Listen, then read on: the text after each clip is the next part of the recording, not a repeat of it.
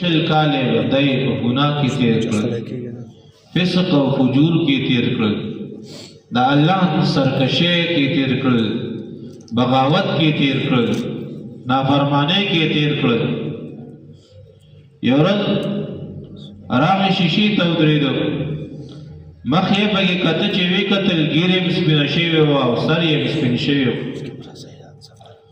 ځان سره یې افسوس وکړ چې اول شل کاله ډېر ښکلي تیر شوي وو، ورپسې شل کاله د فسق او د فجور نه ډک تیر شو.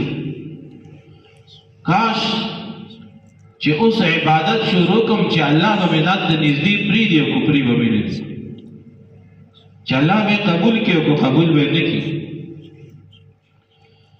دا خبرې د ځان سره کولې او ولاړ و. بیا چې شکېږه او روان شو چې اوده شو نو خوب کې ورته یو غیبي آواز راغی او ورته وایي کله چې تا بندګي کوله، کله چې تا عبادت کوو ته مونږ ځان ته رانږدې کړې، مونږ ځان ته قریب راوستې، خوا ته م راوستې، خپل محبت هم در نصیب کړ. او کله چې تا نافرمانی شروع کړله او تا چې دی نو بغاوت شروع کړو، سرکشي دې شروع کړله، نو ای بنده تعالی مونږ مهلت درکړو، تعالی مونږ مهلت درکړو، انتظار کې دی یو چې ته څه کې مخکې، او که د دې نه بعد ته توبه وباسې، اطاعت او فرمانبرداري شروع کړې، عبادات او ریاضات طرف ته راشي، نو تا به مونږ خپل ځان ته رانږدې کړو، خپل ځان ته به رانږدې کړو، خپل اطاعت به درته درکړو، او ستا چې دی ستا درجات به مونږ بلند کړو او مونږ ستا ډېر قدردان یو. عرض مې دا کوو چې الله جل شانه د بنده د نیکو اعمالو چې څومره قدردان دی، د الله رب العالمین نه علاوه د هغې مثال نه میلاویږي دنیا کې. ما مې او چې کومو خلکو د وخت قدر نه دی کړی،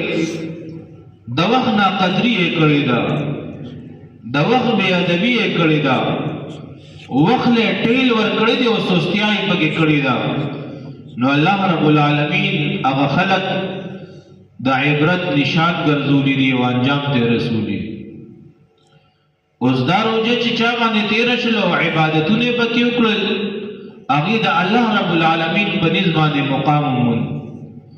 الله جل شانه سره یې خپله ځای پیدا کړ، ټکانه یې ځان له پیدا کړله، او په هغې باندې دا شپې او ورځې تېرې شولې. او کومو خلکو چې عبادت پکې ونه کړ، روژه یې ونه نیوله، لمونځ یې ونه کړ، ذکر اذکار او تلاوت یې پکې ونه کړ، هغه خلکو باندې دا شپې ورځې تېرې شولې، لیکن ضمیر به ځان سره ملامته کوي چې وا بنده انسانه دا تا څه چل وکړو، داسې ښکلې مبارکې شپې ورځې در باندې راغلې وي او د هغې قدر ونه کړ، هغه شپې ورځې درنه لاړې، الله جل شانه ته به ته څنګه مخامخ کړي. د دواړو جهانو مبارک سردار صلی الله علیه وسلم ته به څنګه مخامخ کېږي، د هغه د شفاعت امید به ته څنګه ساتې، حوض کوثر باندې به د هغې د مبارکو لاسو نه اوبه څنګه څښې. ته دومره نامرده، نامراد او ناکامه انسان یې چې دومره لوی مقدر په لاس باندې راغله، هغه ستا دپاره غنیمت و،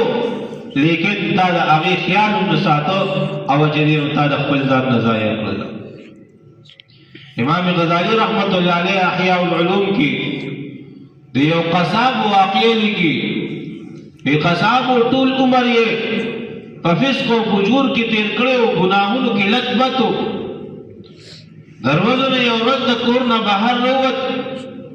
چې ویې کتل یو زنانه روانه ده، دی هغې پسې په غلط نیت باندې روان شو. زنانه مخکې ده او دی ورپسې شاته روان دی او ځي ورپسې، او مقصد یې دا دی چې یو ځای به داسې راشي چې هغې کې به زه قابو کړم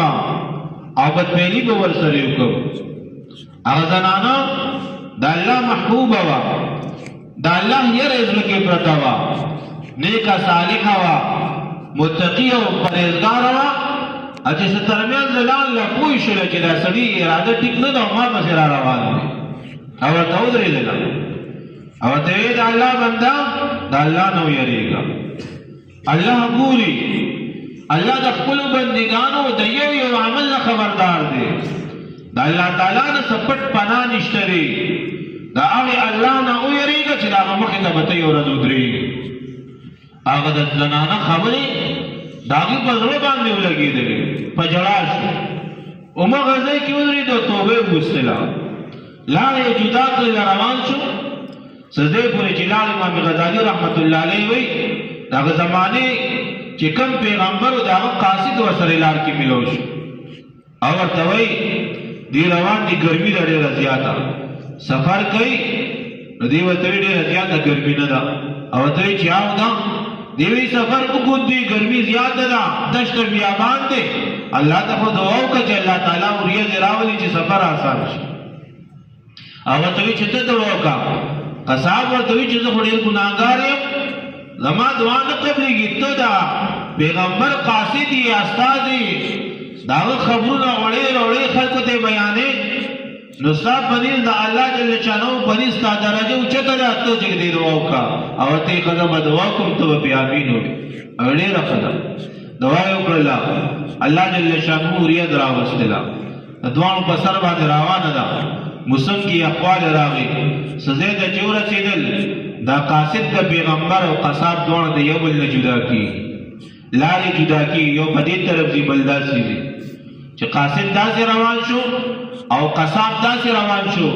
هغه اوریت چې دی د قصاب په سر باندې روان شو دی چې لږ مخکې لاړ چې ویې کتل چې دا خو هغه اوریت د هغه په سر باندې لاړو ته خو زه ګناهګار یم را واپس شو ورپسې او راغی ورته ودرېږه تا خو ما ته وایي چې زه ګناهګار یم خدای زما دعا نه قبلوي اوریځ خو ستا په سر باندې روانه ده وایه څه عمل کې سمه خبره وکړه د الله جل شانو په نزد یې څنګه مقام او مرتبه پیدا شوې ده او ورته په ژړا شو او ورته وایي سهار چې دی د خپل کور نه د ګناه په نیت باندې راوتې ومه لار کې یو ملاقات د زنانه سره وشو هغې راته دوه څلور خبرې وکړلې او مې په دې زړه باندې ولګېدلې جون میں بدل شو جڑاؤ فریاد میں خدای ته وکړه چې الله ته مې معاف کړې آئنده به زه څه ګناه نه کوم بس صرف د هغې توبې برکت مې نور راسره سم نشته هغه لار کې چې مې کومه توبه ایستله الله جل شانه د بنده د اعمالو دومره قدردان دی دا بنده که خپل رب ته په کوم ځای کې مناجات وکړي په کوم ځای کې دې ودرېږي په کوم ځای کې دې الله ته ژړا وکړي زاري وکړي او فریاد وکړي الله جل شانه ورته فرمایي و بنده ښه دې وکړل چې ما درته راغلې ښه دې وکړل چې ما ته راغلې شولې ستا د یو یو اوښکې د یو یو ګف او د یو یو عمل زه قدردان یم تا له مې پوره اجر درکړو بیا داسې